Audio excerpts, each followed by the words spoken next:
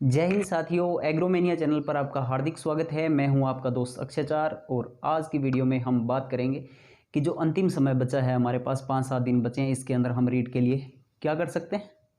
रीट मैं तेरे लिए क्या करूं, इन सभी चीज़ों की आज जो कि ज़रूरी चीज़ें हैं, बेसिक सी जिन बातों का हमें ध्यान रखना है, रीट को एग्ज़ाम को किस प्रकार से हैंडल करना है, ये छोटी सी बातें हैं जनरल सी, जो मैं आप लोगों के साथ साझा करना चाहता हूँ, जो कि आपके लिए बहुत हो सकता है कि फ़ायदेमंद हो। कुछ तो आप मतलब बहुत ज्ञानी ध्यानी लोग हो, लेकिन इसके अलावा भी जिनको नहीं पता है उनको क्या है, मेरा फ़र्ज़ है कि मैं उनको ये चीज़ें बता पाऊँ। जो मिस्टेक्स मैंने कभी की हैं तो उन मिस्टेक्स वो आप मत करो, मतलब किसी प्रकार से दोहराव ना हो ना। खुद की ठोकरों से क्या है, सीखोगे तो बहुत टाइम लगेगा, लेकिन किसी और की ठोकरों से अगर हम सीखते हैं तो क्या जल्दी सीख पाते हैं और क्या टाइम भी वेस्ट नहीं होता। और खुद की ठोकरों से क्या है, संभलना थोड़ा मुश्किल हो जाता है। तो रीट के अंदर किन गलतियों को नहीं करना है, उन सब चीज़ों पर आज हम बात करेंगे। तो अब रीट के अंदर हमारे पास क्या है, कितना टाइम बचा है, हमारे पास 5-7 दिन बचे हैं। तो 5-7 दिन के अंदर हम क्या कर सकते हैं, जितनी भी चीज़ें हमने पढ़ी है अब तक, ठीक है, जैसे कि हमने साइकोलॉजी की है कंप्लीट, मैथ की है, साइंस की है, एसएसटी की है ना, जितनी भी पेडागोजी है, लैंग्वेज की है ना, अलग अलग लैंग्वेज है हमारी, उनके बारे में हमने अच्छे से अभी तक अध्ययन कर लिया है। अगर नहीं भी हुआ है, कुछ टॉपिक्स रह गए जैसे हमारे, है ना, और जो कि नहीं हो रहे हमसे, चाहे मैथ के कुछ हैं या मतलब साइंस में फिजिक्स के कुछ नहीं हो रहे, या कुछ भी टॉपिक्स जो टफ हैं और नहीं हो रहे, तो अब मतलब उनके साथ पंगे लेने से कोई फ़ायदा नहीं है। हाँ, उनके कुछ एमसीक्यू या वन लाइनर क्वेश्चंस है, वो आप पढ़ लीजिए, हो सकता है कि आपको हूबहू वो मिल जाए। बाकी तो आप नए टॉपिक्स के साथ या नई बुक्स के साथ, नई जो अब मतलब अंतिम टाइम के अंदर कोई एमसीक्यू या टोस्ट मॉडल पेपर लेके आते हैं, तो उनका अब कोई फ़ायदा नहीं। जो आपने पहले से रिवाइज कर रखा है उन्हीं को आपको पढ़ना है। इसके अलावा आप अपना फ़ोन, जो कि आपका थोड़ा सा गृह जिला आने के बाद से थोड़ा चलने लग गया है ना, कि गृह जिला आपका कौन सा है, मेरा वो है, आपके कहाँ जगह है, ये वो सब चल रही है बातें। तो एक बार आप इन चीज़ों को क्या है छोड़ दो। गृह जिला है, अच्छी बात है। इसके अलावा भी सेंटर आए हैं तो आसपास ही आए हैं, ज़्यादा दूर नहीं है। तो आप वो टेंशन मत लो कि इतनी दूर जाना है एग्ज़ाम देने के लिए, या इन सब चीज़ों को कैसे हैंडल करेंगे, तो वो तो बातें हैं नहीं।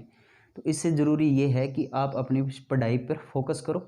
जितनी भी लैंग्वेज की पेडागोजी है, सब्जेक्ट की पेडागोजी है, तो अच्छे से पेडागोजी का क्या है, एक बार समराइज़ अच्छे से कर लो। जितने भी उनके एमसीक्यू आपसे सॉल्व हो पा रहे हैं वो करके देखिए।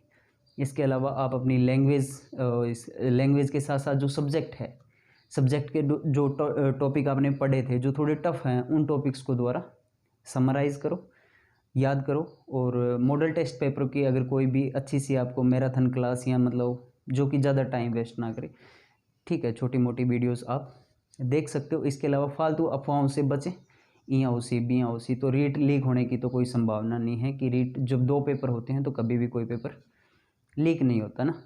तो पेपर का ज़्यादा लेवल बड़ा नहीं रहेगा, बस हमें मेंटली थोड़ा स्ट्रॉन्ग रहकर पेपर को देखना है, आराम से हम अपना गोल अचीव कर लेंगे। तो इसके लिए ज़रूरी चीज़ों को थोड़ा ध्यान रखना पड़ेगा कि हम किस प्रकार से पेपर को करेंगे। अगर हम जाते ही मैथ करने लग जाते हैं, उसके बाद में सब्जेक्ट करने लग जाते हैं, तो जो लैंग्वेज के या मतलब कोई भी इजी जो मतलब पेडागोजी के क्वेश्चन है, वो क्या है, हम जल्दबाजी के अंदर या तो हम गोले नहीं भर पाते, या किसी प्रकार की हम मिस्टेक कर देते हैं, जो कि हमें इस एग्ज़ाम के अंदर थोड़ा ध्यान रखना होगा। नेगेटिव मार्किंग नहीं है, ये एक थोड़ा सा क्या है, क्राइटेरिया खुल जाता है कि नेगेटिव मार्किंग नहीं, तो इसका मतलब ये नहीं है कि कुछ भी नेगेटिव नहीं हो सकता। तो नेगेटिव तो हो ही सकती है बातें, आप रोल नंबर गलत बढ़ सकते हो, 1 वाला 2 में बढ़ सकते हो, 2 वाला 3 में बढ़ सकते हो, तो गलतियाँ होगी, है ना। और हमें ये नहीं करनी, हमें चीज़ों को समझना पड़ेगा ना, चीज़ों को आराम से लाइटली मोड में, है ना, टेंशन नहीं लेनी किसी भी चीज़ की, आराम से होगा, बढ़िया होगा, कोई दिक्कत नहीं है। आपने तैयारी अच्छी की है, ईश्वर का, आपके दोस्त लोगों का, परिवार वालों का आशीर्वाद आपके साथ है, तो आप उस गोल को अचीव कर पाओगे। इसके साथ साथ आपको सबसे ज़रूरी चीज़ें जो ध्यान देने हैं कि आप एग्ज़ाम सेंटर पर थोड़ा सा समय से पहुँचें।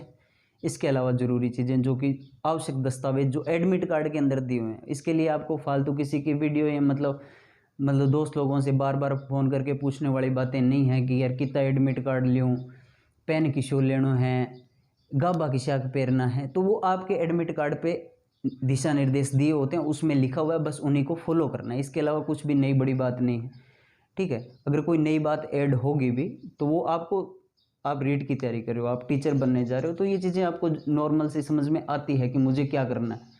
है ना। इसके अलावा जो एग्ज़ाम सेंटर के अंदर जाने के बाद में जो हमसे गलतियाँ होती है वो सबसे बड़ी क्या, कि 1 से लेकर 30 क्वेश्चन हमारे साइकोलॉजी के आते हैं, उसके बाद में लैंग्वेज आती है, लैंग्वेज आती है वो आती है 31 से लेके 60 तक, लैंग्वेज फर्स्ट। अब लैंग्वेज फर्स्ट के अंदर किसी के पास हिंदी है तो 60 तक करेगा लैंग्वेज फर्स्ट, उसके बाद में जैसे ही पेज पलटेगा उसको हिंदी मिलेगी और उसके बाद में फिर इंग्लिश मिलेगी। तो मतलब हिंदी के बाद में जस्ट आने वाले इंग्लिश नहीं करनी, या उसके बाद में आने वाला जो संस्कृत है वो नहीं करनी, वो लैंग्वेज फर्स्ट है तो उसको थोड़ा सा ध्यान में देखना होगा। जो भी रीड फर्स्ट टाइम दे रहे हैं ना, जिनको इन चीज़ों के बारे में नॉलेज नहीं है कि मतलब किस प्रकार से पेपर, या मतलब नहीं देखा होगा अब तक, बहुत से लोग हैं ऐसे। तो अगर ऐसा है कि 1 से 30 साइकोलॉजी आएंगी, उसके बाद में सेक्शन 1 जिसके अंदर हमारी लैंग्वेज फर्स्ट रहेगी, तो उसके अंदर हमको थोड़ा सा ध्यान से देखना होगा। 31 से लेकर 60 तक है, उसके बाद में आपको देखना है कि 61 नंबर कहाँ लगा हुआ है। तो 61 नंबर जैसे भी मतलब जो रीड का पेपर है वो पेपर सा नहीं होता, पूरी किताब सी होती है। तो आपको क्या है, थोड़ी मेहनत करनी पड़ेगी, पेज पलटनी पड़ेगी। इसके अलावा आपको थोड़ा टाइम मैनेजमेंट करके चलना पड़ेगा। आप एक क्वेश्चन को लेकर बैठ नहीं सकते कि आपने स्टार्टिंग में साइकोलॉजी कर रहे हो, आपके 5-7 क्वेश्चन आपसे नहीं हो पा रहे हैं, या जो क्वेश्चन पूछे गए हैं वो आपको नहीं आ रहे, तो इसमें हड़बड़ाने की कोई ज़रूरत नहीं है। कि ऐसा नहीं है कि कोई बैट्समैन आए 5-7 बॉल खेले, रन नहीं बन रहे, तो उसके बाद में ऐसा नहीं है कि वो अच्छी बैटिंग नहीं कर पाएगा, वो अच्छी बैटिंग कर सकता है ना। तो हड़बड़ाहट में नहीं, मतलब 5-7 क्वेश्चन नहीं आ रहे तो इसका मतलब ये नहीं कि पेपर का लेवल बहुत हाई है, या वो चीज़ें मतलब मेरे को नहीं होगा वो, तो मैं जल्दबाजी मतलब टेंशन नहीं लेनी। आप पेपर को थोड़ा सा ध्यान से देखो, जो चीज़ें एक बार नहीं आ रही तो आप उसको छोड़ दो, ठीक है। उसके बाद में दूसरे सब्जेक्ट पे जो आपका जिस पे कमांड है उसको आप पहले देखो, चाहे हिंदी है, पंजाबी है, संस्कृत है, लैंग्वेज पर आपकी कमांड है, सब्जेक्ट पर आपकी कमांड है तो आप सब्जेक्ट को कीजिए। 30 क्वेश्चन कर लिए, उसके बाद में उसके साथ साथ ही हम OMR भरेंगे, क्योंकि OMR भरते समय अंतिम समय में हमारे पास टाइम नहीं बचता। हमारे पास मैथ साइंस वालों के लिए मैथ के लिए थोड़ा टाइम रहना चाहिए कि मैं मैथ को आसानी से कर पाऊँ। अगर मैथ नहीं होगी तो मतलब अंतिम समय में इतना टाइम नहीं बचता कि गोले भी भरने हैं और परसेंटेज भी निकालने हैं ना, एवरेज निकालनी है, रिंगो क्षेत्रफल की तोआसी, रिंगो आयतन की तोआसी, तो फिर अंतिम में ये तुक्का सा मारना पड़ेगा, राम जी महाराज को नाम ले, तो वो नहीं करना। थोड़ा सा टाइम को मैनेजमेंट करके एग्ज़ाम देना है और फ्री रहिए आप, मतलब ज़्यादा टेंशन मत लीजिए ना कि मतलब नहीं आएंगे, या मतलब पेपर को लेवल हाई आए हो तो बोल आवे, वो तो सारा खातर एक सुया हो ना, तो मेरे खातर वो खुआवे ना तेरे खातर वो खुआ भैया, वो सारा खातर हो।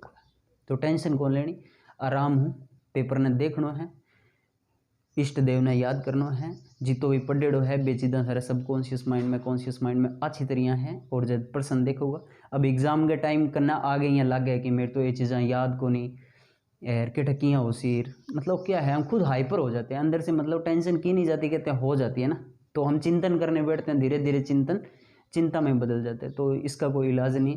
तो इसके लिए ज़रूरी है कि आप थोड़ा सा अपनी फैमिली के अंदर टाइम बिताएं, अच्छे से पढ़ाई करें, बढ़िया नींद लेना, बढ़िया भोजन करें, और जितनी भी मौसमी बीमारियां हैं उनसे थोड़ा बच कर रहें, ठीक है। तो 23 और 24 तारीख को हमारा रीट का एग्ज़ाम है, उसके लिए आप सभी को अग्रिम बेस्ट ऑफ लक। और जो बातें हमने की है आशा करता हूँ कि वो आप उनको थोड़ा सा मतलब अमल में लाएंगे। तो फिर मिलते हैं कभी फिर, तब तक के लिए जय हिंद, वंदे मातरम।